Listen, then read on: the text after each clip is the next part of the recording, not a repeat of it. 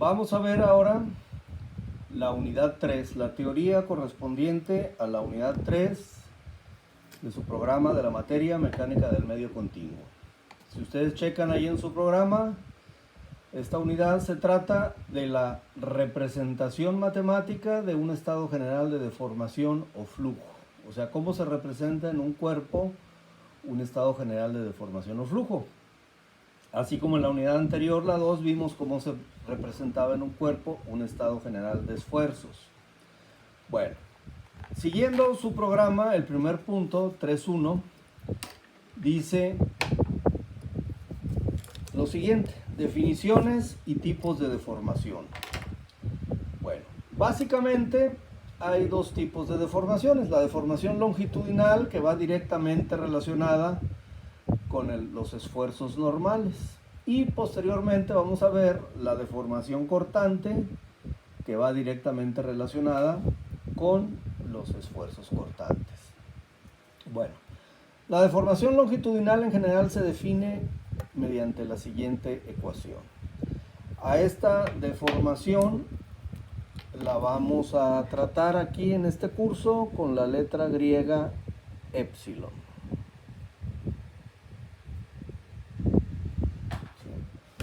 Entonces, epsilon sería igual al cambio de longitud, o sea, la longitud final menos la longitud inicial entre la longitud inicial del elemento o del cuerpo. Aquí está, L subíndice 0 es la longitud inicial del elemento y L subíndice F la longitud final del elemento. Esta sería nuestra primera ecuación de esta unidad 3, la designamos con 3.1. Vamos a hacer un rápido análisis de esta ecuación. Bueno, lo primero que hay que ver, y luego esto trae mucha confusión, ¿sí?, es que la deformación es una cantidad adimensional. O sea, la deformación no se da en unidades de longitud, no se da en centímetros, no se da en pulgadas, no se da en milímetros. Si ustedes ven en la ecuación, arriba en el numerador tenemos una diferencia de longitudes, ¿sí?, y abajo tenemos una longitud. O sea, las unidades de arriba serían unidades de longitud y las de abajo también. Obviamente, si arriba tenemos metros, abajo tenemos que tener metros. Si arriba tenemos pulgadas, abajo tenemos que tener pulgadas. Entonces se van a eliminar y entonces la deformación es una cantidad adimensional, ¿sí?, para que no haya confusión. Por eso hasta con mayúscula lo pusimos aquí. Bueno, el numerador de la ecuación 3.1, o sea, la parte de arriba, representa el cambio de longitud del elemento. Es decir, es la diferencia de la longitud final menos la longitud inicial. Bueno, de acuerdo a eso se pueden presentar tres condiciones, ¿sí? La 2.1, la 2.2, estamos en el punto 2, ¿no? La 2.1, la 2.2 y la 2.3, ¿sí? Bueno, si la longitud final es mayor a la longitud inicial, ¿qué quiere decir? Pues que el elemento se alargó, que el elemento se alarga. Y de acuerdo con esta ecuación, pues la deformación sería positiva, ¿no? Porque el numerador es una cantidad positiva, ya que este número es mayor que este, ¿sí? Si ambas longitudes, la final y la inicial, son iguales, pues el elemento no cambia de longitud y por lo tanto, de acuerdo con 3.1, la deformación sería 0. Arriba en el numerador sería 0 entre la longitud inicial. 0 entre cualquier cantidad me da 0. Y si la longitud final es menor a la longitud inicial, pues el elemento se acorta o se reduce de longitud, ¿no? Y de acuerdo con esta ecuación, bueno, pues la deformación será negativa, ¿sí? Bueno, la deformación longitudinal en cada uno de los ejes se definirá o se representará para asociarla con el esfuerzo normal correspondiente, ¿no? En el eje X sería epsilon XX, en el eje Y sería epsilon YY y en el eje Z epsilon ZZ. Muy bien. Vamos a definir ahora otro tipo de deformación, que sería la deformación angular, ¿sí? Esta deformación se define mediante esta fórmula. La deformación angular está definida por esta letra griega, ¿no? Esta letra griega es la letra gamma. Esta se define como el ángulo inicial menos el ángulo final. Esta sería mi ecuación, mi segunda ecuación de esta unidad, la 3,2, en donde gamma sería la deformación angular. Bueno, en esta ecuación 3,2 estamos haciendo un análisis similar al anterior que hicimos para la ecuación 3,1. Todos los ángulos deben estar expresados en radianes. Obviamente, también la deformación angular es una cantidad adimensional, ¿sí? La deformación angular en cada uno de los planos, porque la deformación angular está en un plano, no en un eje, ¿sí? En el plano XY, pues la deformación angular será gamma XY, y así en el plano XZ sería gamma XZ, y en el plano YZ sería gamma YZ, ¿sí? Y obviamente analizando esa ecuación 3,2, pues podemos checar fácilmente lo siguiente, ¿no? La deformación angular será positiva si el ángulo final es más pequeño que el ángulo inicial, ¿sí? Y por el contrario, la deformación angular será negativa si el ángulo final es más grande que el ángulo inicial. Eso lo podemos comprobar fácilmente en su ecuación 3,2. Chéquenlo, verifíquenlo con calma. Bien. Bueno. Vamos a ver ahora nuestro siguiente punto. De acuerdo a su programa. ¿Qué relación hay entre la deformación angular gamma y la deformación cortante? Muy bien. La deformación angular de un elemento se debe a la aplicación de esfuerzos cortantes sobre el mismo, ya que en el caso anterior los esfuerzos normales solamente producen deformaciones longitudinales. Los esfuerzos cortantes, que ya vimos en la unidad anterior, son los que provocan deformaciones angulares. Bueno, la relación entre la deformación angular y la deformación cortante está dada por esta ecuación. La deformación cortante, que sería epsilon, es un medio de la deformación angular. Esa sería la ecuación 3,3. ¿Cómo sería la deformación cortante en cada uno de los planos? Pues obviamente aquí en el plano XY, en el XZ y en el YZ, sería esta ecuación nada más anexándole los subíndices correspondientes, XY, XZ y YZ. ¿Sí? Muy bien. Bueno.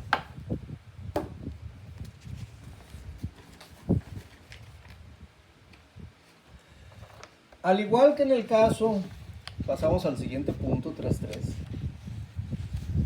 que sería tensor de formación, ¿no? Al igual que en el caso de los esfuerzos, las deformaciones que puede sufrir un cuerpo se representan en un cubo elemental como los esfuerzos, ¿no?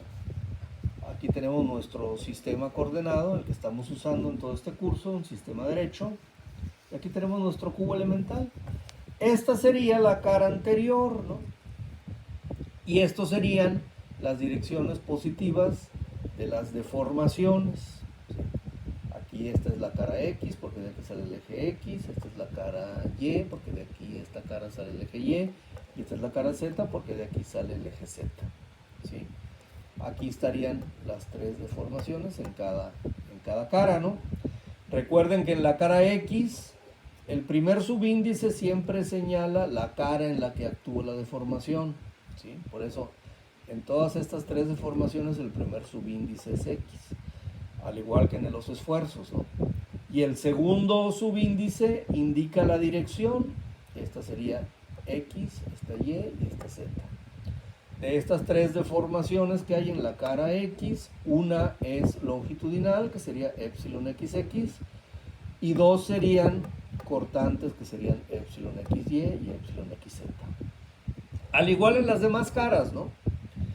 En esta cara, en la cara Y, si ustedes observan, el primer subíndice de las tres deformaciones que aparecen aquí es el eje Y. Y en la cara Z, el primer subíndice pues, es el eje Z. Los segundos subíndices señalan la dirección, ¿sí? Igual en estas tres y en estas tres hay un esfuerzo longitudinal, que sería el epsilon YY y el epsilon ZZ, y dos cortantes. Perdón, dos deformaciones longitudinales, que sería epsilon YY y epsilon ZZ, y dos deformaciones cortantes.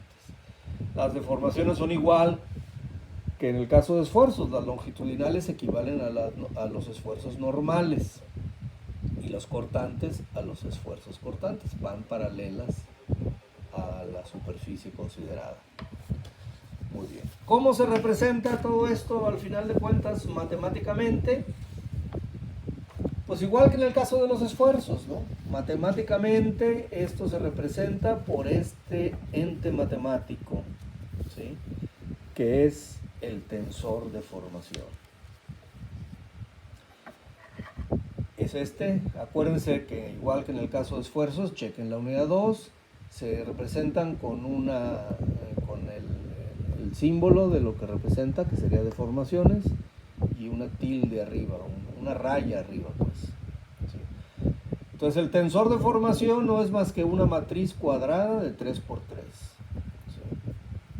Aquí lo representé, el tensor de formación, que sería mi ecuación 3,4, en función de las deformaciones longitudinales, que serían la XX, la YY y la ZZ, y las cortantes, que serían todas estas. ¿Sí? Las deformaciones longitudinales estarían en la diagonal principal. ¿Sí? También se puede expresar en función de las deformaciones angulares, recordando ustedes que la deformación cortante es un medio de la deformación angular, pues también se puede representar así. Es la misma fórmula, nada más que aquí está en función de las deformaciones longitudinales y cortantes, y aquí en función de las deformaciones longitudinales y angulares. Muy bien. Esta epsilon con una raya arriba sería el tensor de formación. ¿Sí? Este tensor tiene exactamente las mismas propiedades que el tensor esfuerzo. Ahí ya se explicaron en la unidad 2. ¿Qué quiere decir principalmente? Pues que es simétrico. ¿Qué quiere decir que es simétrico? Que epsilon xy es igual a epsilon yx, que epsilon xz es igual a epsilon zx, y que epsilon yz es igual a epsilon zy. Y que para fines matemáticos, pues esa es una matriz cuadrada de orden 3, o sea, una matriz de 3×3. Todas las operaciones matemáticas del álgebra matricial se pueden aplicar a esta matriz, ¿no? Muy bien. De acuerdo a su programa, también aquí marca al tensor velocidad de deformación o tensor flujo. Bueno, aquí les voy a hacer una aclaración más adelantito, pero de todas maneras lo marca su programa. Cuando debido a sus características, un material al que se aplica un estado general de fuerzas, este no se deforma sino fluye, los materiales viscosos, por ejemplo, los líquidos, cuando se les aplica esfuerzo no se deforman, fluyen, sobre todo esfuerzos cortantes, ¿sí? Entonces, el tensor que lo representará matemáticamente no será el tensor de formación, sino el tensor velocidad de formación o tensor flujo, de cualquiera de las dos formas se llama. ¿A qué le llamamos velocidad de formación? Bueno, si ustedes recuerdan sus clases de dinámica, igual que la velocidad normal, la velocidad de formación sería la variación con respecto al tiempo, variación parcial con respecto al tiempo de la deformación. Cualquier derivada con respecto al tiempo se puede representar con un punto arriba, ¿no? Es la variación parcial con respecto al tiempo de la deformación. Entonces simplemente el tensor flujo o tensor velocidad de deformación, pues al igual que el tensor de formación, exactamente lo mismo, nada más que sería, al tener todos estos el punto arriba, significa que son derivadas con respecto al tiempo de la deformación. ¿Sí? Se puede expresar así en función de la velocidad de deformación longitudinal y velocidades de deformación cortantes, o así en función de las velocidades de deformación longitudinales y angulares. ¿Sí? Este epsilon punto raya sería el tensor velocidad de deformación o tensor flujo. Este tensor tiene exactamente las mismas propiedades que el tensor esfuerzo o que el tensor de formación. ¿Sí? Aquí dice, tiene las mismas propiedades que los otros dos. Es decir, es una matriz cuadrada simétrica de orden 3. Se tiene que cumplir esto. Muy bien, con lo que les quería decir respecto a este punto es que en este curso en realidad prácticamente no vamos a tocar mucho esto del tensor flujo o tensor velocidad de deformación, porque en este curso, de acuerdo a su programa, vamos a tratar más bien lo que son materiales elásticos.